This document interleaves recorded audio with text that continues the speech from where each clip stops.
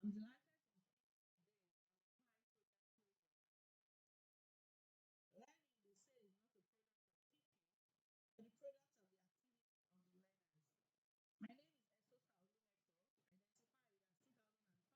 activity of the learners. My name is Esota Olumeko, identified as 2005-4149. I'm studying for an MSc in Business Analysis and Consultancy at the Hartford University. This is a 20 minutes presentation that will be centered around the project closure and reflections. The first 12 minutes I will talk about project closure and the lessons learned.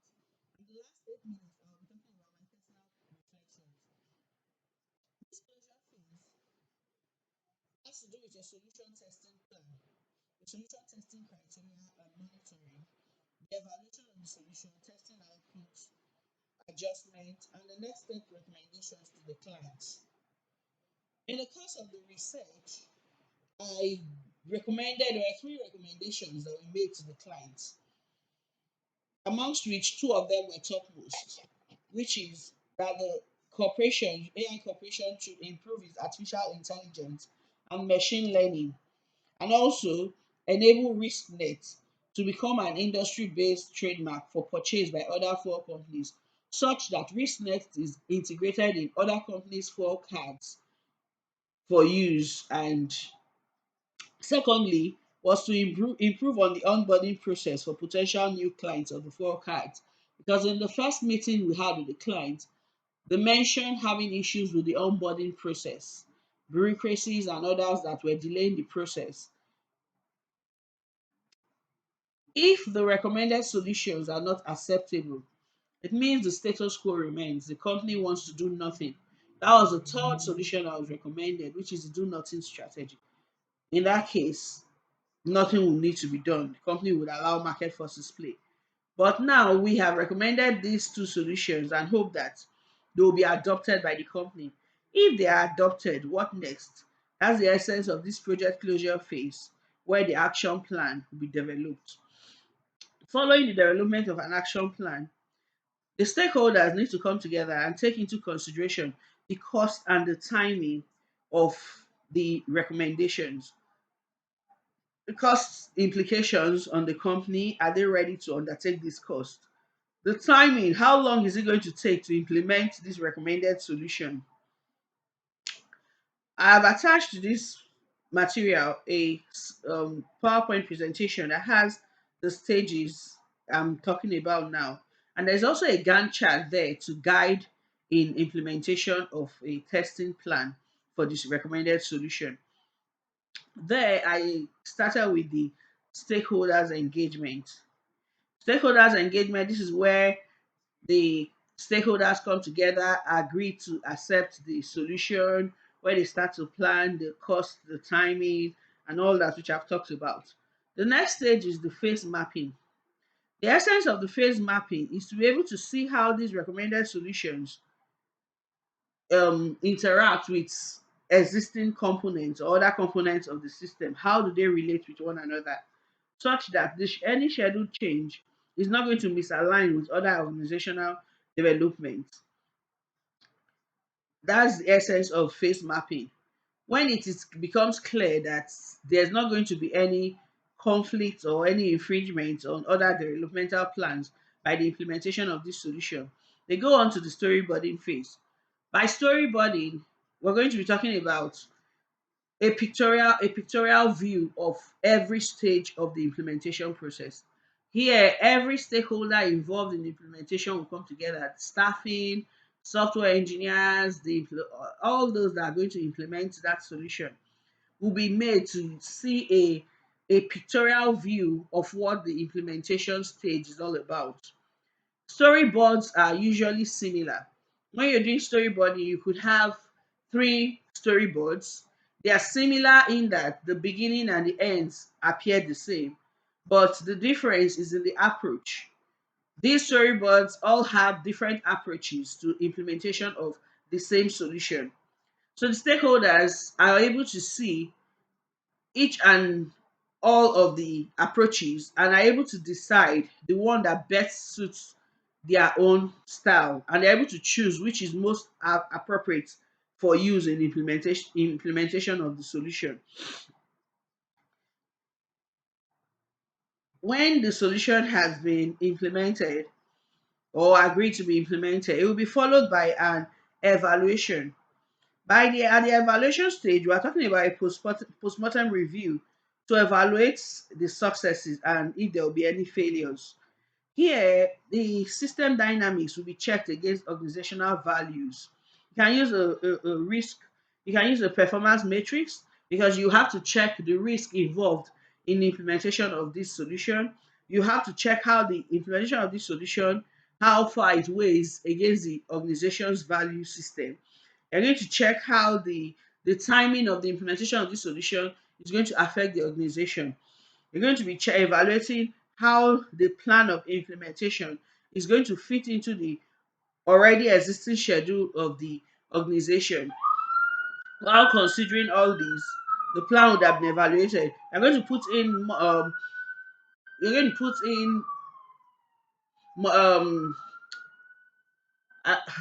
put in things to monitor your solutions that you're implementing. That's to say, a monitoring plan is going to be put in place.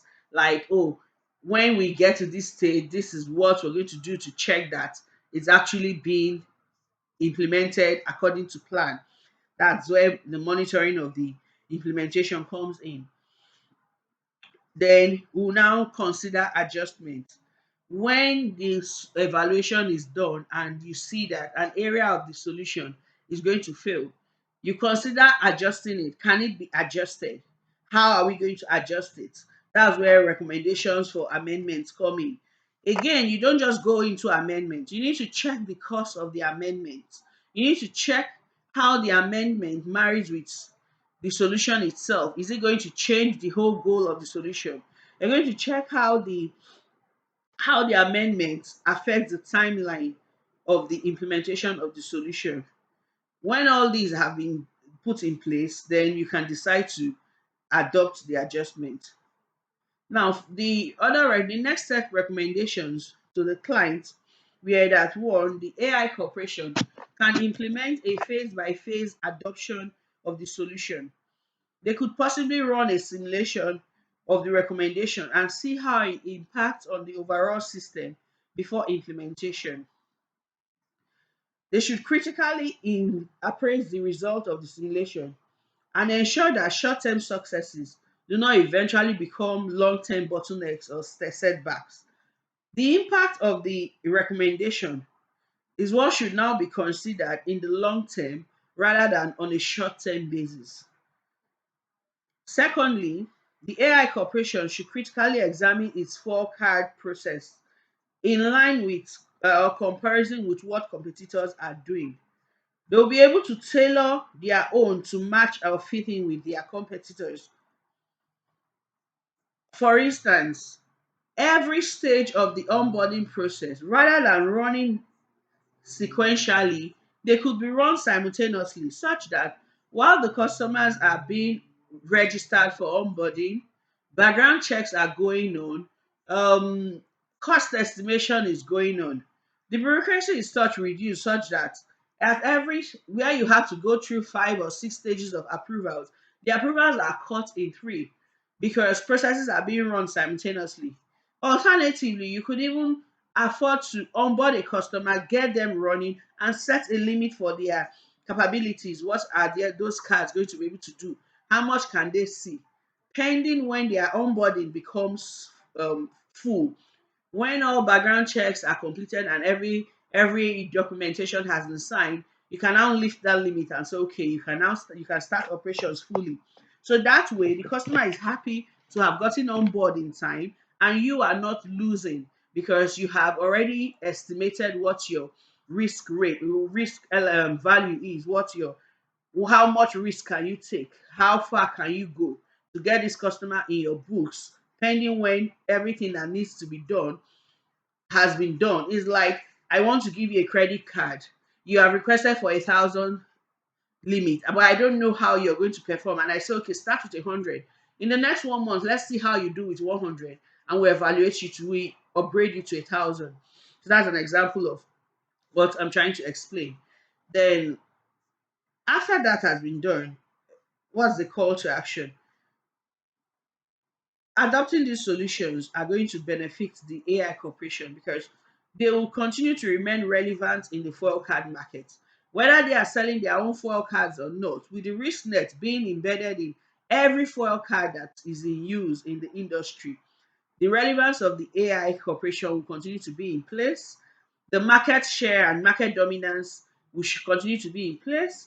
And that way, they would have been able to improve or increase their profitability because they're going to be making an income from every foil card that is in use. Their clients are also going to be happy in the case of onboarding new clients. You find out a happy customer is one that would bring more customers. A happy customer will bring repeated businesses because they know that even when they start and join, the process is going to be seamless. They don't look forward to any bureaucracies. They don't look forward to any issues arising in their during their onboarding processes. That way, the AI corporation will be able to enhance its profit margin from the foil card market. The final phase of project is closure. Stakeholders will oversee the deliverables, make sure they agree with it, sign paperwork, and every other thing that needs to be done to close the project. Now, what are the key lessons learned? One vital lesson I learned that has to do with consultancy in the course of this research is not to rely on everything the client promises.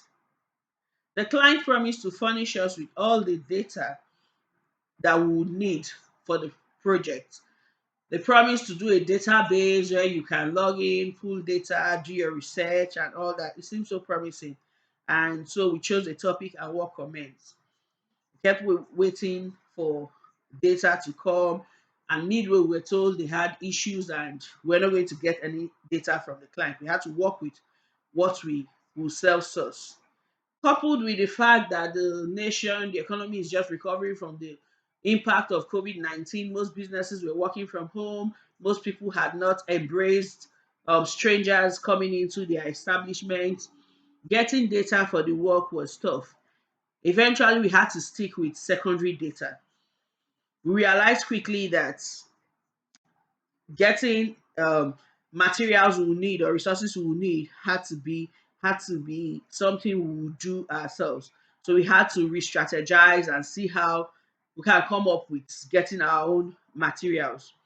In fact, at the onset of the project, it became frustrating, it became resentful, coupled with the inability to meet the client face to face, had to schedule meetings. It was tough, but it became a very vital lesson because really in the sense of consultancy at the point of onboarding, the clients can promise to give you anything, they can promise to give you everything, but eventually you need to work with what you have. Another lesson I learned was to be able to work around limited resources to be able to achieve your desired results. Most importantly, I had an opportunity to gain an in-depth knowledge of artificial intelligence and the forecast industry. That's one area I really did not, I realized I didn't know anything about. But a research in that field has been able to broaden my knowledge on that area. I realized that the fuel card was not just sufficient to be able to get fuel from a station. Managers and fleet managers, company managers, CEOs worldwide are embracing fuel card because of the wealth of information that the fuel card has. Mileage of a car, service time, driver attitude, So I appreciate the opportunity given to me to improve my knowledge in this area. I also gained valuable insight into research. I was able to develop my research skills beyond my imagination. I have no regrets whatsoever, and I hope that the knowledge I've gained such far will be handy in my future endeavors. For my personal reflections, it's been mixed feelings seeing this project come to a conclusion. Firstly, I'm relieved that I was able to complete it within the stipulated time because at some point I thought I was not going to be able to make it. I regret that the lessons I learned in the course of the research are lessons that could have been learned earlier and would have helped me to improve the quality of work, because this research work happened to be the most challenging part of my whole course. It became the most challenging and the most beneficial part, I would say it that way, to be able to complete my coursework. It was challenging from the start all the way through, but it paved the way for me to expand in consultancy. And it also helped me improve my time management skills, because at some point I had all the deadlines coming together, tests, other assignments to submit, this one, and it helped me to be able to sit down, look at it, and come to a conclusion. What are the important and urgent, and what is urgent and not important? I was now able to manage my time and see that everything I do was able to be delivered as at when due on the research and with other areas of my coursework. I made use of limited and non-existent resources to achieve the desired result. I appreciate the course of completion, the opportunity given to us to have phase by phase submission. It was a new area to me and one I really appreciate, because at every submission phase, I got valuable feedback that I was able to use in improving the next phase of submission. I had access to my supervisors via email. You send them mails, you get prompt responses, and you're able to check what you're doing and be sure that you're actually on the right path. I sincerely appreciate my supervisors, my module leaders, and the academic staff who undertook the duty to guide, answer questions, review, grade, provide very valuable feedback. I'll say, may your labor be rewarded with good success, because it was not easy. Through thick and thin, through the whole stress of having to teach, they still took out time to respond to us. The sessions we had, even though most of it was online, they were very valuable to me and had a major role to play in the successful completion of this project. I would also like to say thank you to my friends, my classmates, my family members who were very supportive and instrumental to my success, and the school as a whole, because I found the library the best place to be. Every material you needed online, paperback, everything was available to enable us complete this course. Oftentimes, I had to neglect my mommy and wife duties to meet specific deadlines or catch up with my academics. I'm immensely grateful to my son and my husband that happen to be my greatest cheerleaders, even the baby on the way. Their encouragement, their understanding. I pray for grace not to let them down. Mostly, I'm thankful to God Almighty for life, for good health, for wisdom that we have been blessed with. It wasn't a ride, it wasn't a jolly ride all the way, but it was worth it. I really appreciate an opportunity to have been a part of this research, to have been a part of this work. I appreciate the client I was giving. I appreciate the materials I got eventually. The it gave me room to explore. It gave me room to do actual research, develop my own skills. It's a situation where you're not being taught to do research. You are given an opportunity to develop your skills in that area, to see how well you function in that area. And thankfully, I can say that my research skills have greatly improved. My research skills have been added to my research skills, and I have learned life lessons. I've learned life skills that will help me in my future endeavors. And I'd like to say thank you once again to everybody that was instrumental in attaining this and that is still a part of it. Thank you very much and have a wonderful session. Bye. I would like to add that my website is open. If there are any questions, if there are any responses, any more detailed requests, there's room to put it on the website. It's emeraldconsults@weebly.com. Thank you. Bye.